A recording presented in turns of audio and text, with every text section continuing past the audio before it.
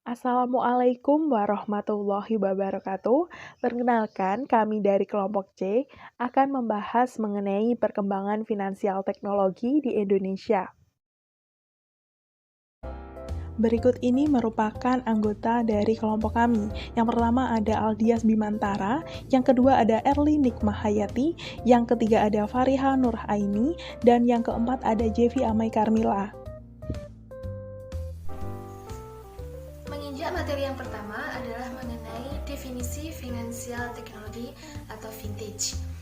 Vintage sendiri saat ini sudah mulai dikenal oleh masyarakat luas dan menunjukkan identitasnya.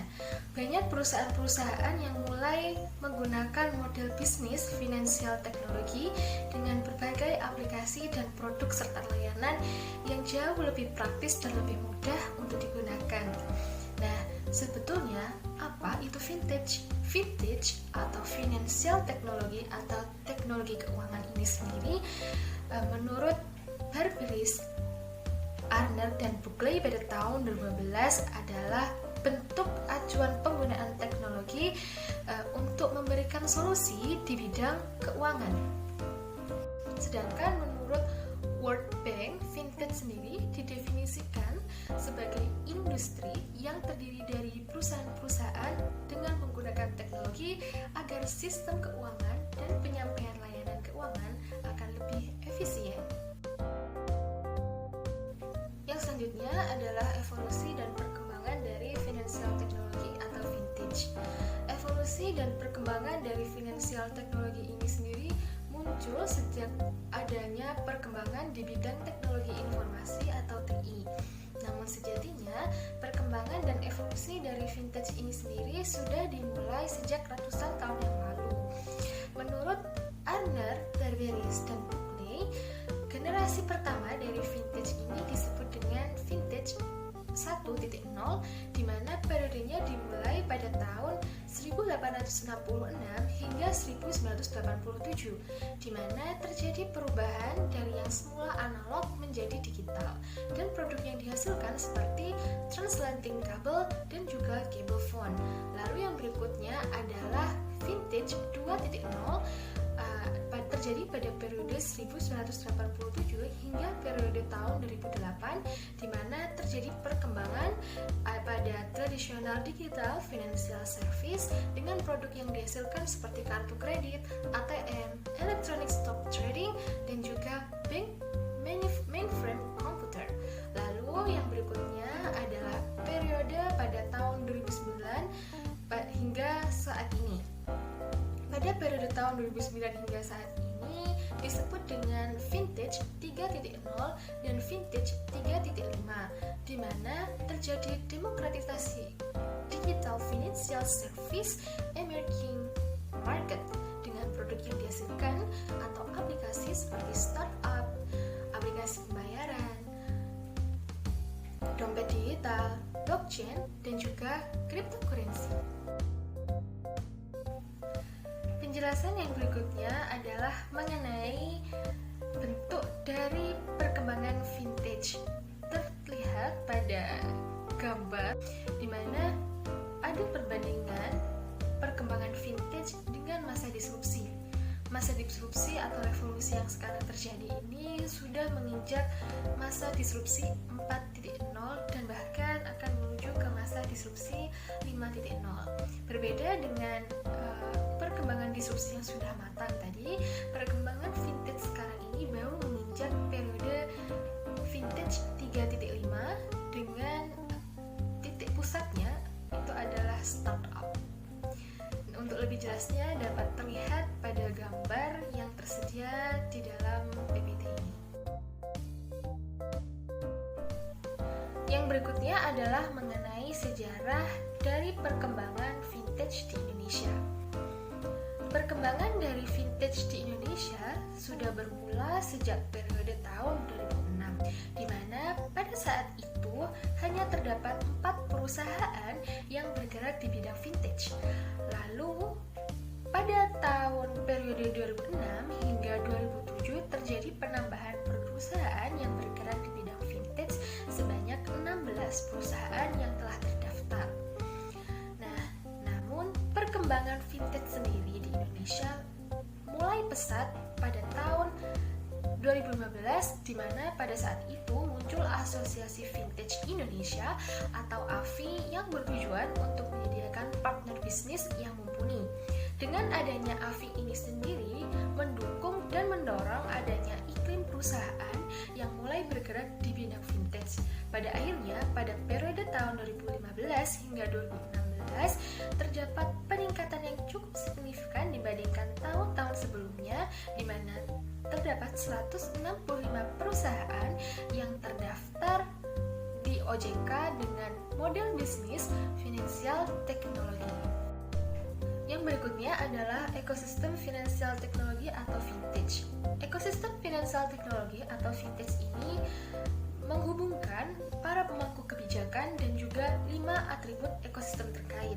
5 atribut ekosistem terkait ini menurut Nicoletti pada tahun 2017, yaitu yang pertama adalah demand, di mana permintaan pelanggan di seluruh konsumen, perusahaan atau SMEs, dan juga lembaga keuangan.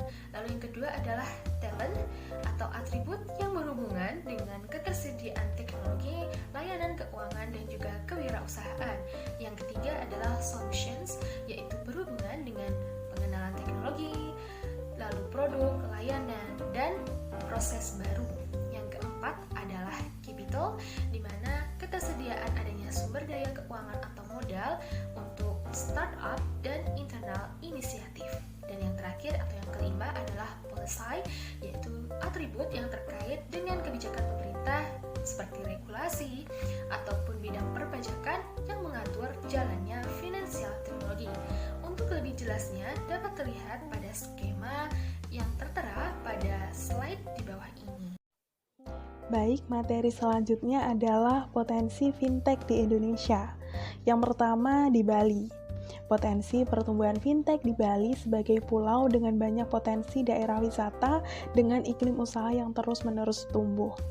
Menurut Anggi Ariningsih, yaitu VP Corporate Affairs Tonakita, ini mengungkapkan bahwa Bali masih memiliki peluang besar untuk tumbuh bersama fintech. Alasan ini jugalah yang menjadikan Tonakita itu memilih Bali sebagai wilayah pertama untuk sosialisasi mengenai keuntungan dalam penggunaan finansial teknologi dari produk-produk mereka.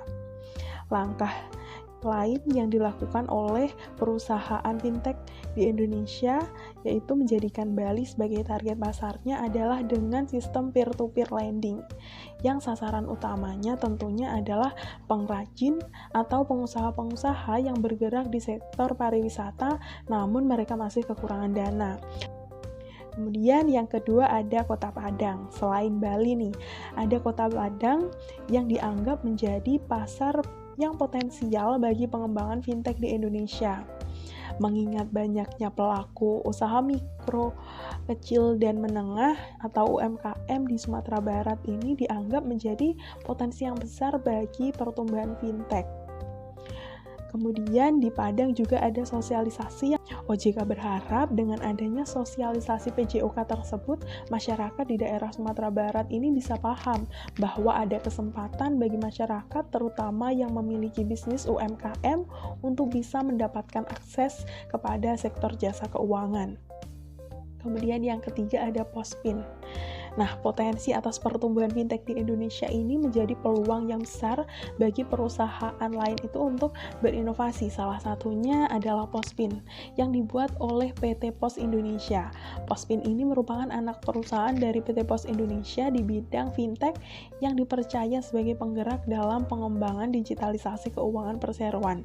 Di mana hal ini Pospin menjadi pintu masuk PT Pos Indonesia untuk merambah ke teknologi finansial. Pospin ini sendiri adalah sebuah penyedia layanan payment point online banking atau PPOB berbasis aplikasi dan web online dengan menggunakan kerjasama keagenan sebagai model utama bisnisnya. Sekedar informasi nih, PPOB sendiri itu merupakan sebuah sistem pembayaran secara online dengan memanfaatkan fasilitas perbankan. Dalam hal ini, pembayaran yang dimaksud bisa bermacam-macam mulai dari PLN, BPJS, BDAM, telepon, pulsa, internet, pakai data, asuransi, kartu kredit, multifinance, hingga voucher game. Salah satu pengembangan digitalisasi yang akan direalisasikan oleh Pos Indonesia adalah Pospin. Yang terkini adalah layanan keuangan digital bagi tenaga kerja Indonesia atau TKI di luar negeri. Layanan tersebut bernama Worker Welfare Management System. Hal ini akan membantu TKI dalam melakukan transaksi dan pengelolaan keuangan. Materi yang selanjutnya adalah jenis-jenis fintech di Indonesia. Yang pertama ada crowdfunding dan peer-to-peer lending. Fintech di kategori ini berfungsi untuk mempertemukan para investor dengan para pencari modal. Crowdfunding dapat digunakan untuk menggalang dana sebagai tujuan sosial seperti korban bencana alam, pendanaan karya, dan sebagainya secara online. Sementara itu, peer-to-peer lending adalah layanan untuk membantu permodalan pelaku UMKM agar mereka itu dapat meminjam dana meskipun belum memiliki rekening bank. Contohnya adalah Modalku. Modalku ini memungkinkan para pemilik UMKM untuk mampu mengajukan pinjaman sebesar 50 juta hingga 500 juta rupiah dalam kurun waktu 3-12 bulan. Sesuai dengan kesepakatan di awal, pihak Modalku ini akan menarik komisi dari para peminjam itu sebesar 3%, sedangkan dari pihak investor itu 3-4%. Nah, situs Modalku ini sendiri mulai diluncurkan pada bulan Januari 2016. Kemudian jenis yang kedua ada market aggregator. Nah, di kategori ini, fintech itu berperan sebagai pembanding berbagai produk keuangan, di mana fintech akan mengumpulkan data finansial sebagai referensi oleh pengguna. Misalnya, jika seorang konsumen itu ingin mencari produk asuransi, konsumen tersebut dapat memberikan data finansial pribadi ke platform fintech dan platform tersebut akan mencocokkan data konsumen dengan produk asuransi yang sesuai dengan kebutuhannya. Contohnya ada Kredit GoGo yang berdiri sejak tahun 2014 dengan sistem teknologi yang mudah digunakan dan telah bekerja sama dengan lembaga keuangan bank berbadan hukum terbaik di Indonesia. Kredit GoGo ini mendapatkan informasi perbandingan produk keuangan di Indonesia dengan terpercaya. Kemudian yang ketiga ada Risk and Investment Management.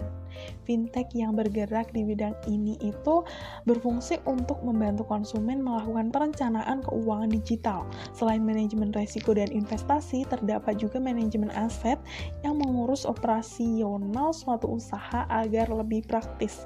Contohnya ada Bareksa, merupakan marketplace reksadana online integrasi pertama di Indonesia mulai beroperasi pada 17 Februari 2013.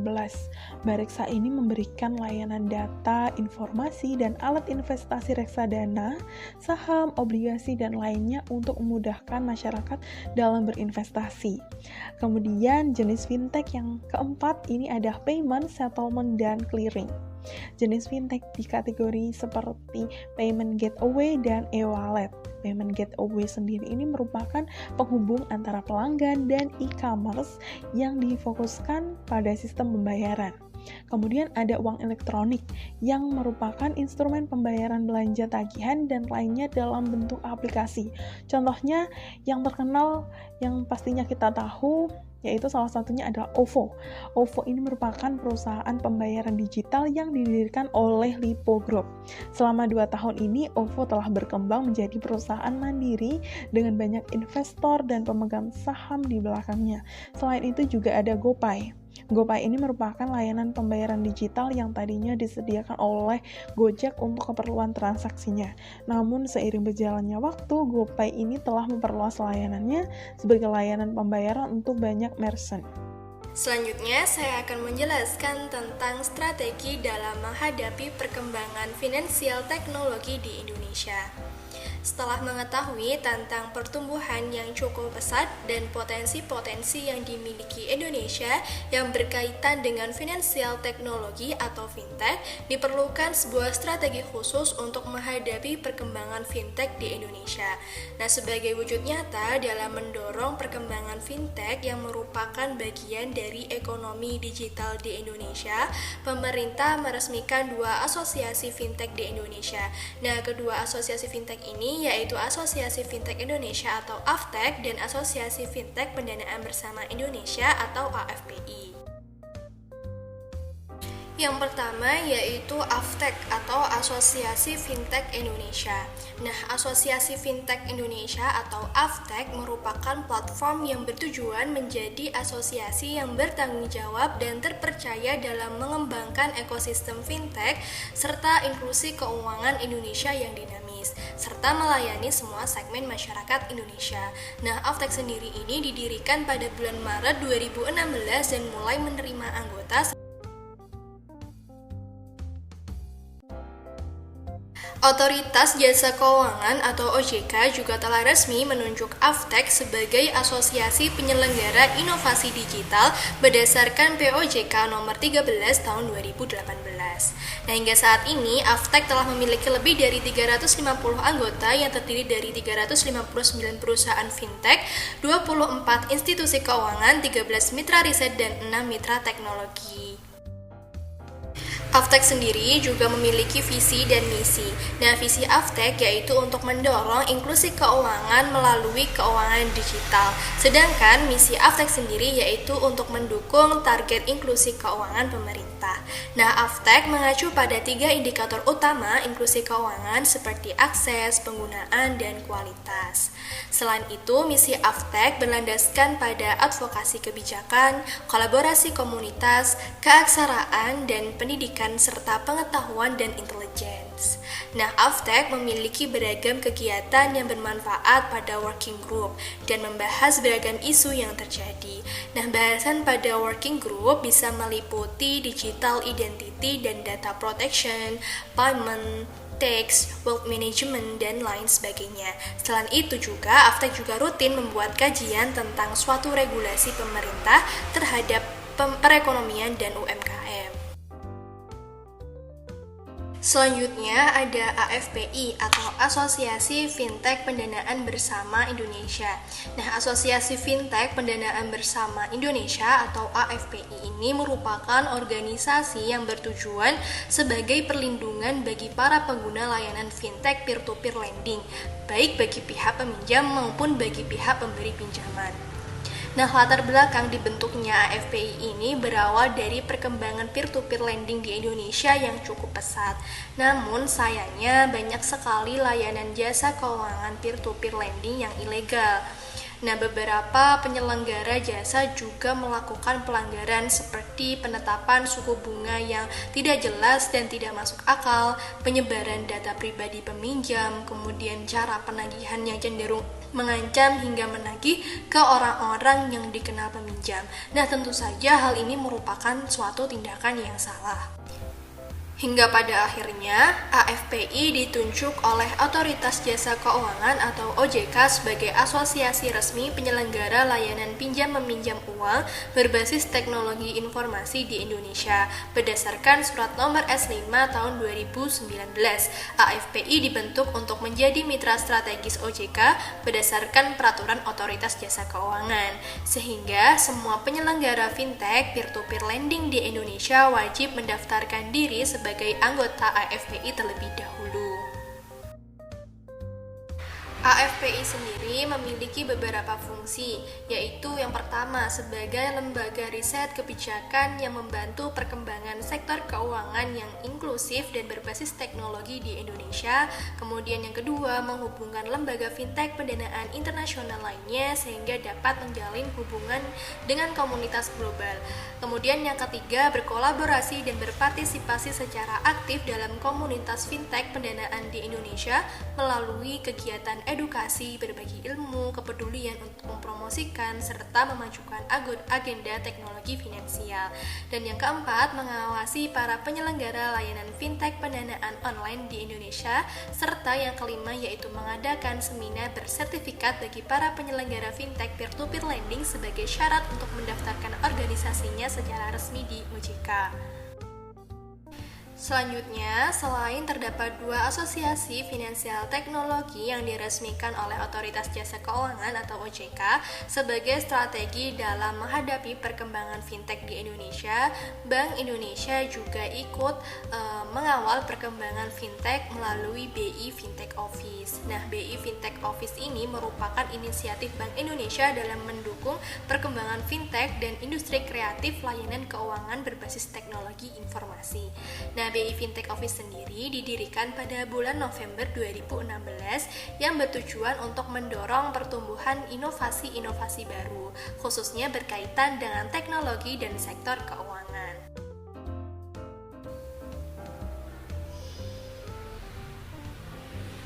BI Fintech Office pada dasarnya didirikan dengan 4 tujuan utama, yaitu yang pertama, memfasilitasi perkembangan inovasi dalam ekosistem keuangan berbasis teknologi di Indonesia. Kemudian yang kedua, untuk mempersiapkan Indonesia untuk mengoptimalkan perkembangan teknologi dalam rangka pengembangan ekonomi. Kemudian yang ketiga, yaitu meningkatkan daya saing industri keuangan berbasis teknologi di Indonesia. Dan yang keempat, menyerap informasi dan memberikan umpan balik untuk mendukung perumusan kebijakan Bank Indonesia sebagai respon terhadap perkembangan berbasis teknologi. Nah, dari segi pelaksanaannya sendiri, khususnya perlindungan konsumen, BI juga telah menerbitkan peraturan mengenai penyelenggaraan transaksi pembayaran, yaitu melalui Peraturan Bank Indonesia Nomor 18 Tahun 2016 tentang penyelenggaraan pemrosesan transaksi pembayaran. Nah, peraturan tersebut merupakan salah satu bentuk komitmen Bank Sentral untuk mendukung pelaksanaan pembayaran transaksi e-commerce yang lebih aman dan efisien. Tantangan dan solusi kendala perkembangan fintech di Indonesia.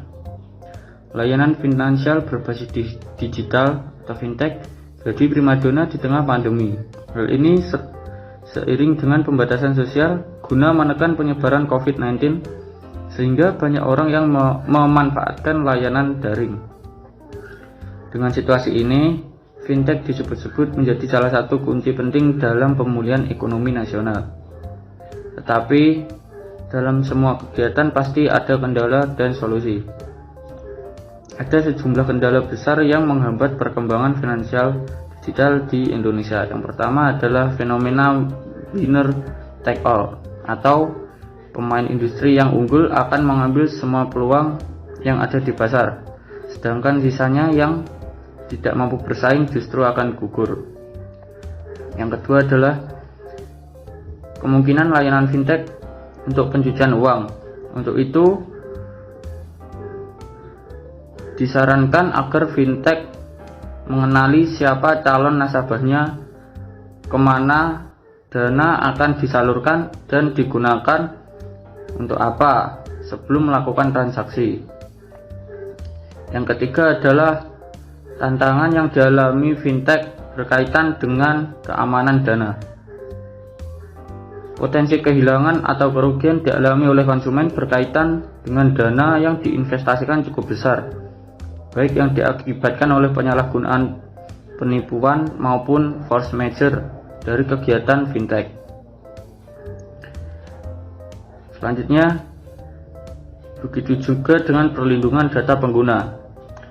Isu privasi pengguna fintech yang rawan terhadap penyalahgunaan data baik yang disengaja maupun tidak disengaja. Karena bagaimanapun kerahasiaan data pribadi konsumen merupakan tanggung jawab perusahaan fintech. SDM menjadi sebuah tantangan yang besar bagi fintech. Fintech merupakan industri keuangan yang baru, yang kompleks, di mana semua sistem keuangan menjadi dipermudah. Akan tetapi, untuk menjalankan industri ini diperlukan SDM yang bertalenta dalam bidang teknologi dan ekonomi. ada beberapa solusi yang bisa digunakan untuk mengatasi kendala dalam industri fintech di Indonesia. Yang pertama, persaingan di era modern ini mewujudkan persaingan yang sangat keras dan fenomena winner take all pasti akan muncul, di mana pemenang dari persaingan akan mengambil segalanya. Fintech bisa dikatakan bisa mengalahkan sumber pendanaan konvensional karena penggunaan yang mudah dan ditambah saat ini teknologi digital terus berkembang. Untuk mengatasi hal tersebut, sumber pendanaan konvensional harus bisa beradaptasi dan harus pintar mencari celah.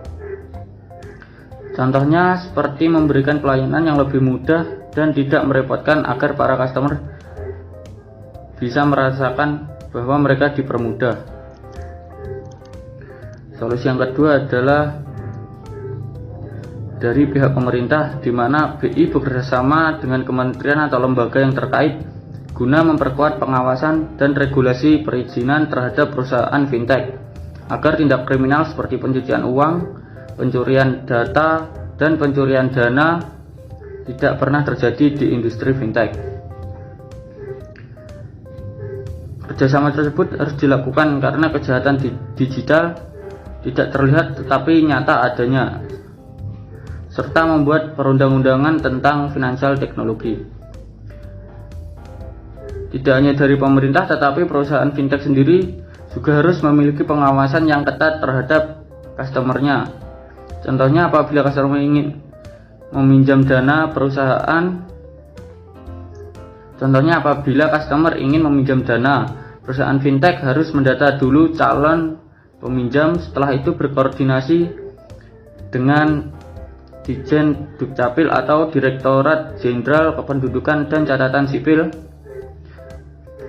Hal tersebut dilakukan agar tidak terjadi penyalahgunaan dana.